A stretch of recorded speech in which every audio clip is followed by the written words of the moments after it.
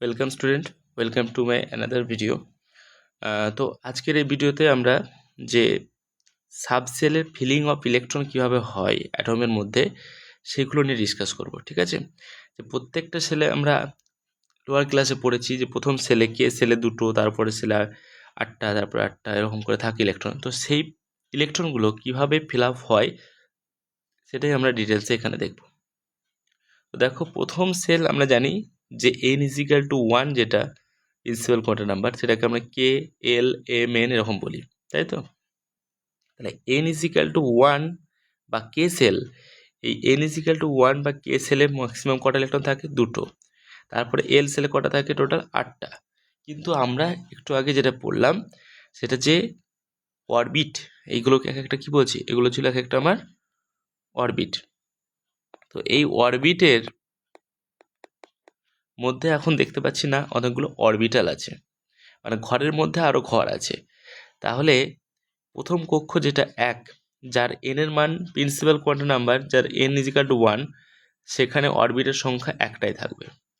n= যখন 2, সেখানে total orbit থাকবে দুটো, এগুলো হচ্ছে অরবিট।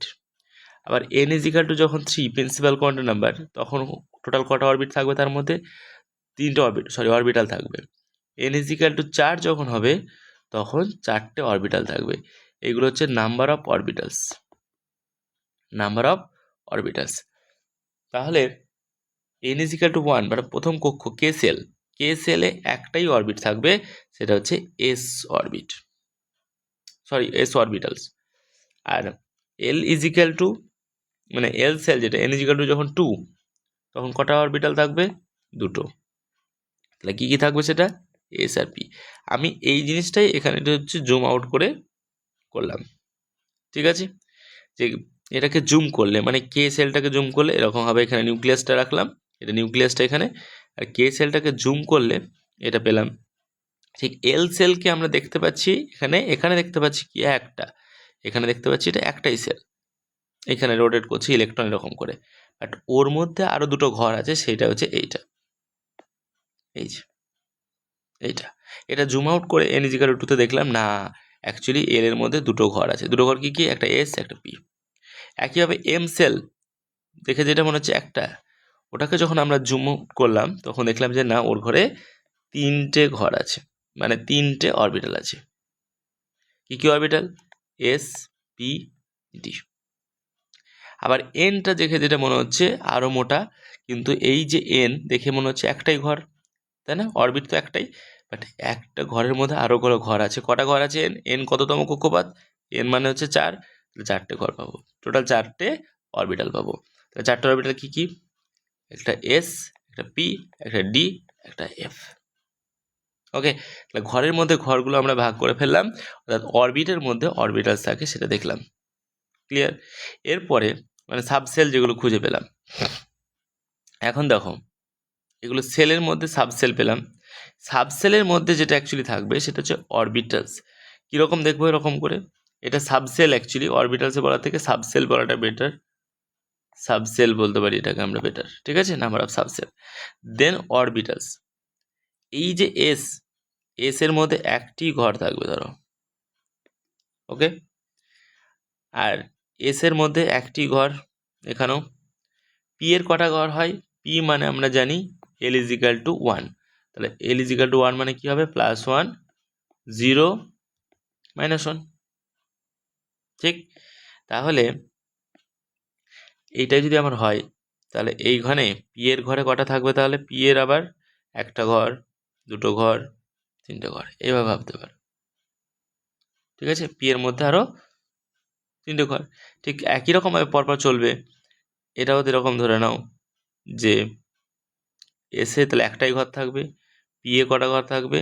পি এ আবার 3টে ঘর থাকবে। ডি এ টোটাল কটা ঘর থাকবে? ডি মানে হচ্ছে l=কত? 2, আর 2 মানে আমরা জানি +2 +1 0 -1 -2, তাহলে টোটাল কটা ঘর থাকে? 5টা। ডি এর হচ্ছে 5টা, 1টা 2টো 3টে 4টে 5টা। সিমিলারলি এরকম এসে আবার একটাই থাকবে, পিতে 1টা 2টো 3টে, ডিতে কটা থাকবে? 1টা 2টো তিনটে, চারটে, পাঁচটা। এফে কটা থাকবে এরকমভাবে? এফে থাকবে 7টা। তাহলে 1টা, 2টো, 3টে, 4টে, 5টা, সরি 5টা,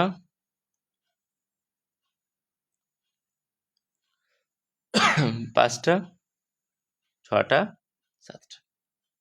এবার প্রত্যেকটা ঘরে কটা করে ইলেকট্রন থাকবে? 2টো করে ইলেকট্রন। ঠিক আছে, প্রত্যেকটা ঘরে 2টো করে ইলেকট্রন থাকবে। তাহলে 2টো করে ইলেকট্রন যদি আমরা সাজাই, তাহলে এখানে 2টো ইলেকট্রন, ঠিক, এখানে 2টো ইলেকট্রন। তাহলে ম্যাক্সিমাম এই ঘরে কটা ইলেকট্রন থাকবে? n = 1 ঘরে বা কে সেলে কটা ইলেকট্রন থাকছে? 2টোই থাকছে। তাহলে এখানে আমি 2টো ইলেকট্রনই পেয়ে গেলাম। এখানে যখন 2টো, তাহলে এখানেও প্রত্যেকটা ঘরে 2টো করে থাকবে, 2টো করে। তাহলে এই ঘরে টোটাল কত পেলাম? এস ঘরে 2টো প্লাস এই ঘরে টোটাল কত পেয়েছি? 6টা। টোটাল কত হলো? 8। আর আমরা জানি ছোট থেকে পড়ে এসেছি যে n = 1 কক্ষে বা কে সেলে 2টো থাকে আর n সেলে 8টা থাকে। তো 8টা এরকম হয়ে গেল। ঠিক সিমিলারলি n = 3-তে, তাহলে এখানে সাজিয়ে দাও 2, 2, 2, 2, এরকম করে 2টো করে ইলেকট্রন প্রত্যেকটাই থাকবে। আচ্ছা, ডি এর কিন্তু এখানে 4টে না 5টা ঘর হবে। ডি এর 5টা ঘর হবে, এখানে আর একটা ঘর করতে হবে, যেটা হচ্ছে এটা। তাহলে এখানে দেখো এর ক্ষেত্রে প্রথম কক্ষে কটা? 2টো, ঠিক। তারপরে পি কক্ষে কটা থাকবে? 6টা, ঠিক। তারপর ডি কক্ষে 5 দুগুণ 10টা। টোটাল হয়ে গেল দেখো এখানেও 18। সিমিলারলি এইগুলোর ক্ষেত্রেও তাই 2 2 করে ফিল আপ করতে হবে। পি অরবিটালের মধ্যে ডিতে 10টা, ঠিক, আর এফে 14টা, 14 ইলেকট্রন। Is it clear? তাহলে কি পেলাম? প্রথমে 2, তারপরটা পেলাম 6, তারপরটা ডি এর জন্য পেলাম 10, আর এফ এর জন্য কত পেলাম? 14। 7টা ঘর আছে, 2 × 14টা ইলেকট্রন, তো টোটাল 32। ঠিক আছে, তাহলে 2, 2, 8, 18, 32, তার ফর্মুলা হচ্ছে 2n², total number of electron. আর টোটাল নাম্বার অফ অরবিটাল, এটা টোটাল নাম্বার অফ ইলেকট্রন। আর অরবিটালের ফর্মুলা যদি আমরা দেখি, তাহলে অরবিটালসের ফর্মুলা হচ্ছে n², তাই না? কারণ প্রত্যেকটা অরবিটাল কতগুলো আছে? এতগুলো অরবিটাল আছে। কোন ঘরে কতগুলো অরবিটাল আছে সেটা আমরা এখান থেকে দেখে নিলাম। ঠিক আছে, তাহলে এই জিনিসটাই আমরা এখানে দেখতে চাইছিলাম, যে কে মানে হচ্ছে তার একটি ঘর আছে, তার সাবসেল বা উপকক্ষ একটা। এল মানে অ্যাকচুয়ালি একটা না, এল মানে হচ্ছে এল মানে এন এর মান কত? প্রিন্সিপাল কোয়ান্টাম নাম্বার 2, তাহলে 2টো উপকক্ষ। কি থাকবে সেটা? এস আর পি। এম এর ঘরে আবার একটা 3টে ঘর, এস পি ডি। এন এর মানে আবার হচ্ছে এস পি ডি এফ। তাহলে টোটাল এই কক্ষে টোটাল 2টো ইলেকট্রন, এই কক্ষে টোটাল হচ্ছে 8টা ইলেকট্রন, কিন্তু এই ঘরে 2টো থাকবে আর এই ঘরে 6টা থাকবে। একইভাবে এখানে টোটাল ইলেকট্রন থাকবে কত? টোটাল ইলেকট্রন থাকবে আমার 18। এই ঘরে 2টো, এই ঘরে 6টা, এই ঘরে 10টা, টোটাল হচ্ছে 18। এরকম করে ফিলিং হতে হতে যায়। ঠিক আছে, তো এটাই হচ্ছে ফিলিং অফ ইলেকট্রন। এবার আমরা একটা জিনিস অবজার্ভ করে দেখতে পারি যে এই যে নিউক্লিয়াসকে অ্যারাউন্ড করে ইলেকট্রনগুলো কিভাবে রোটেট করে। তো এই যে ডাইরেকশানে যদি দেখি আমরা, প্রত্যেকটা ইলেকট্রনের আলাদা আলাদা নির্দিষ্ট সার্কুলার, ঠিক বলবো না, ইলিপ্টিক্যাল একটা পাথ থাকে যাকে নিউক্লিয়াসকে কেন্দ্র করে ঘোরে। এখানে সার্কুলার আমরা দেখাচ্ছি। তো সার্কুলার যে পাথ, নির্দিষ্ট যে পাথ আছে, সেই পাথে কিন্তু ইলেকট্রন ঘুরছে। এই যে পার্টিকুলার ইলেকট্রনের কথাটা বলা আছে, এই ইলেকট্রনটা যদি আমরা দেখি, ইলেকট্রনটাকে, সে কিন্তু এই পাথটার মধ্যেই রোটেট হচ্ছে। এই যে পাথটা, সে কিন্তু শুধুমাত্র তার পাথ হচ্ছে এইটা। ওকে, এটা 3 ডাইমেনশনে আমাদেরকে বুঝতে হবে যে এই পাথেই কিন্তু ওই পার্টিকুলারলি ইলেকট্রনটা কিন্তু রোটেট করছে। ওই পাথে কিন্তু কোনো ইলেকট্রন নেই, ওই ওরিয়েন্টেশনে ওই ইলেকট্রনটাই মুভমেন্ট করছে। ঠিক আছে, ঠিক একইভাবে আমরা অন্য একটা পাথের কথা যদি দেখি, সাপোজ এই ইলেকট্রনটার কথা ভাবো, এই ইলেকট্রনের জন্য তার পাথ কোনটা? এইটা হচ্ছে তার পাথ, ঠিক, এইটা হচ্ছে তার পাথ। তো এই পাথে কিন্তু শুধুমাত্র ওই ইলেকট্রনটাই ঘুরছে, তো ফলে ওদের সাথে কোনো টাচের কোনো কোশ্চেন নয়, তারা নিজস্ব পাথে ঘুরতে থাকবে, ঠিক আছে, ওর পাথটা। সিমিলারলি যদি অন্য একটা নিউক্লিয়াসকে দেখো অবজার্ভ করে, অন্য একটা ইলেকট্রনকে, কোনটাকে দেখবো আমরা? এই ইলেকট্রন দেখো, এই ইলেকট্রনের জন্য পাথ হচ্ছে এটা, ঠিক আছে, এই ইলেকট্রনের পাথ হচ্ছে এটা। তো প্রত্যেকটা ইলেকট্রনের ইন্ডিভিজুয়াল পাথ আছে, সেই পাথে তারা নিউক্লিয়াসকে রাউন্ড করে ঘুরতে থাকবে। ওকে, তো এই জন্যই হচ্ছে আমরা দেখতে পাচ্ছি যে বিভিন্ন রকমের যে এক একটা ঘরে আমরা এখানে ইলেকট্রন যখন সাজাই, যখন আমরা ইলেকট্রনকে এখানে ফিল আপ করি, এই যে কে কক্ষে আমরা কি করি, জেনারেলি দুটো ইলেকট্রন করি, এই একটা ইলেকট্রন আর এই একটা ইলেকট্রন, তাই করি না? কিন্তু এরকমভাবে তো তারা থাকে না, এই নিউক্লিয়াসে কে কক্ষে দুটো ইলেকট্রন একটা ঘরে এরকম করে দুটো থাকে না, এই ইলেকট্রনের পাথ আর এই ইলেকট্রনের পাথ ডিফারেন্ট, মানে এরকম করে ঘুরতে থাকে। ওই ইলেকট্রনটা যদি কোনো একটা পাথ এরকম পাথ নেয়, আর একটা ইলেকট্রন যে আছে সে কিন্তু অন্যরকম পাথে করবে, ঠিক আছে। তো এরকম করে আমাদেরকে রোটেট করে দেখতে হবে। আর একটা জিনিস, এবার এল কক্ষে যেমন কটা ইলেকট্রন থাকে টোটাল? এল কক্ষে একটা, দুটো, তিনটে, চারটে, পাঁচটা, ছটা, সাতটা, আটটা, 8 ইলেকট্রন। তাহলে 8 ইলেকট্রন কি একই রকমভাবে থাকবে? না। তো এই নিউক্লিয়াসকে কেন্দ্র করে ওর ডিফারেন্ট পাথে কিন্তু ওরা রোটেট করতে থাকবে বিভিন্ন অ্যাঙ্গেলে, ঠিক আছে। ডিপেন্ড করছে কোন অরবিটালে আছে। এই 8টা ইলেকট্রন, টোটাল যে 8টা ইলেকট্রন, এই যে টোটাল ওই ঘরে আমরা দেখলাম 8টা ইলেকট্রন থাকে, 8টা ইলেকট্রনের মধ্যে আবার দুটো ইলেকট্রন এসে থাকে আর 6টা ইলেকট্রন পিতে থাকে। যে ইলেকট্রন দুটো এসে থাকে তাদের পাথটা আলাদা, পি অরবিটালে যারা থাকে তাদের পাথ আবার আলাদা, পিতে যারা থাকে তাদের আবার +1, 0, -1 এরকম ডাইরেকশন তারা ঘুরতে থাকে। তো বিভিন্ন ডাইরেকশনে নিউক্লিয়াসকে কেন্দ্র করে তারা ঘুরছে, ঠিক আছে। তো এই হচ্ছে মুভমেন্ট। এখন আমরা যদি শেপ নিয়ে একটু আলোচনা করি, যে ইলেকট্রনের এই অরবিটালের শেপ কীরকম হয়, তো এস অরবিটাল যদি দেখো, এস অরবিটাল হচ্ছে স্ফেরিক্যাল ইন শেপ, মানে আমি যদি ডাইরেকশন ওয়াইজ দেখি, এদিকে এক্স, এদিকে জেড, এদিকে ওয়াই করলাম, তো এই স্ফেরিক্যাল শেপ হওয়ার জন্য ইলেকট্রনের যে ক্লাউড, মানে অ্যারাউন্ড করে এটা আমরা বলতে পারি এই স্ফেরিক্যাল ইন শেপ থাকে, অর্থাৎ ইলেকট্রনগুলো তুমি বলতে পারো যে এরকমভাবে চারিদিকে ছড়িয়ে আছে। অ্যাকচুয়ালি এই যে শেপ আমরা একটা পার্ট দেখিয়ে দিচ্ছি না এরকম স্ফেরিক্যাল করে, এরকম কিন্তু জিনিসটা নয়। জিনিসটা এরকম নয় কেন? অ্যাকচুয়ালি কি, অ্যাকচুয়ালি তোমার থাকে এরকম করে, ভালো করে আমরা যদি অবজার্ভ করে দেখি, এটা এক্স, এটা জি, এটা হচ্ছে ওয়াই। ইলেকট্রনগুলো ওই যে মাঝে যে নিউক্লিয়াস আছে, নিউক্লিয়াসটা কোথায় আছে? এটা তোমার নিউক্লিয়াস, এটা হচ্ছে নিউক্লিয়াস। এই নিউক্লিয়াসকে কেন্দ্র করে ইলেকট্রনগুলো থাকবে, ঘুরবে। এই ইলেকট্রনগুলো কীরকমভাবে থাকবে এবার দেখো, ইলেকট্রনগুলো সাপোজ তোমার এরকম, এই যে একটা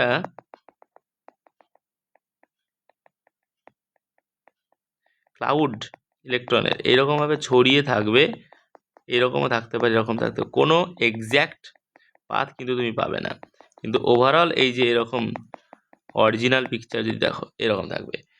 এইটাকে আমরা এই ফর্মে শেপ দিচ্ছি, দেখে যেটা দেখতে অনেকটা স্ফেরিক্যালের মতনই মনে হচ্ছে, ইলেকট্রন ক্লাউডগুলো যেরকমভাবে ছড়িয়ে আছে তাতে আমরা অ্যারাউন্ড করলে স্ফেরিক্যাল শেপ দেখা যাবে। দ্যাটস ওয়াই এটা আমরা বলছি এস অরবিটাল নাম দিচ্ছি, সেই এস অরবিটালটা হচ্ছে শেপ সাইজ হচ্ছে, শেপ যদি দেখি তো স্ফেরিক্যাল ইন শেপ। এবং এই এস অরবিটালটা 3টে ডাইরেকশনেই সেমভাবে থাকবে যেহেতু স্ফেরিক্যাল। একই রকমভাবে p x orbital, p y orbital বা পি জেড অরবিটাল, এই p x p y p orbital এটা কীরকম না, এটাও তোমার হচ্ছে ডাইরেকশানে যদি আমরা দেখো, এইটা ধরো এক্স, এটা জি, এটা হচ্ছে ওয়াই, এইটাও পি অরবিটাল যখন আমরা দেখব যে এক্স ডাইরেকশানে, তার মানে কি ইলেকট্রন ক্লাউডটা হচ্ছে এরকমভাবে থাকে। ইলেকট্রন ক্লাউডটা কীরকম, এরকমভাবে থাকে। দেখো এক্স্যাক্টলি হচ্ছে যদি দেখো এরকমভাবে থাকে।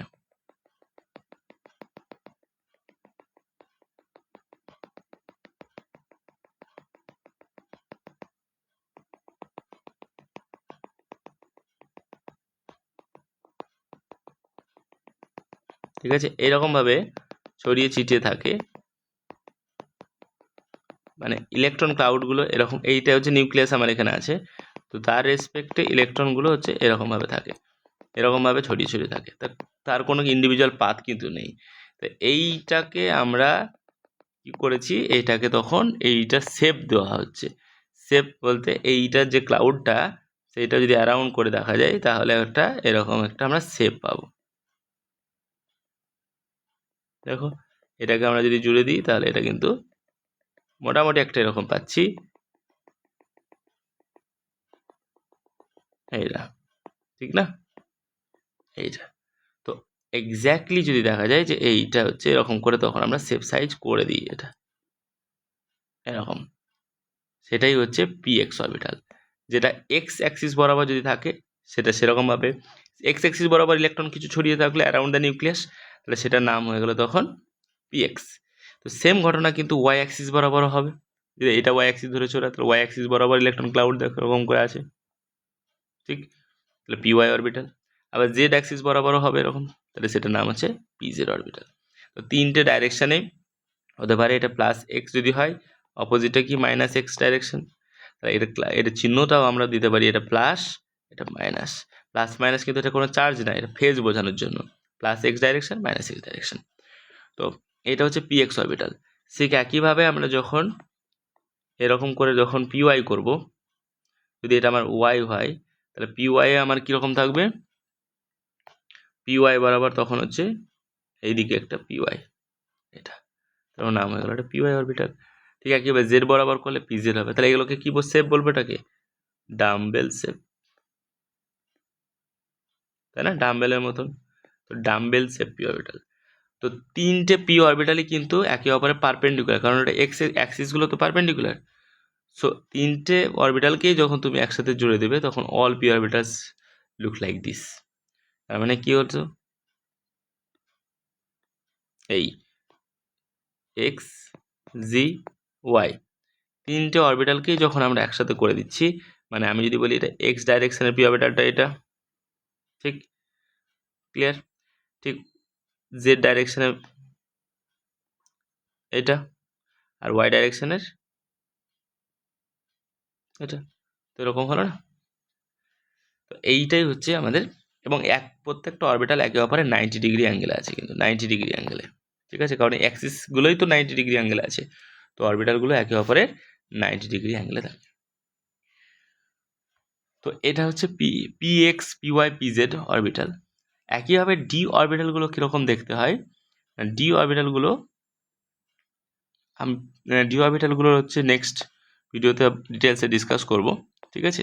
জাস্ট একটু আইডিয়া আমি জাস্ট দিয়ে রাখছি যে এটারও আমরা হচ্ছে ডাইরেকশন যদি দেখি, এটা এক্স এটা ওয়াই, জেডটা হলাম উপর দিকে আছে, তাহলে এক্স আর ওয়াইয়ের মাঝে যদি ক্লাউড দেখি, এক্স আর ওয়াইয়ের মাঝে অরবিটাল লোবটা থাকবে, এই পুরোটাকে একটা তখন আমরা বলছি এটার নামই হচ্ছে ডি এক্স ওয়াই।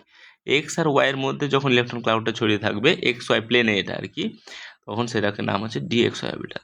এরকমভাবে ডিওয়াই যে ডিএক্স এর ডিফারেন্ট ডি অরবিটালগুলো আমরা পাবো। ওকে, তো সেই ভিডিওটা আমরা পরের ভিডিওতে, সেই টপিকটা পরের ভিডিওতে ডিসকাস করব ডিটেলসে। তো আপাতত আমরা দেখলাম যে পিএক্স বিওয়াই পিজেড অরবিটালগুলোর শেপ সাইজ কেমন, ইলেকট্রনগুলো নিউক্লিয়াসের অ্যারাউন্ডে কীভাবে ঘোরাঘুরি করে বা থাকে, এক্সিস্ট করে, আর কোন অরবিটালে কতগুলো ইলেকট্রন থাকে, কীভাবে এক্সিস্ট করে, সেটা এখানে আমরা দেখলাম, ঠিক আছে। তো এটা যদি কারো কোনো ডাউট থাকে তো অবশ্যই কমেন্ট বক্সে কমেন্ট করো। আর যদি ভিডিওটা ভালো লেগে থাকে তো please share with your friend and subscribe my channel. Thank you, stay tune for the upcoming next video. Thank you.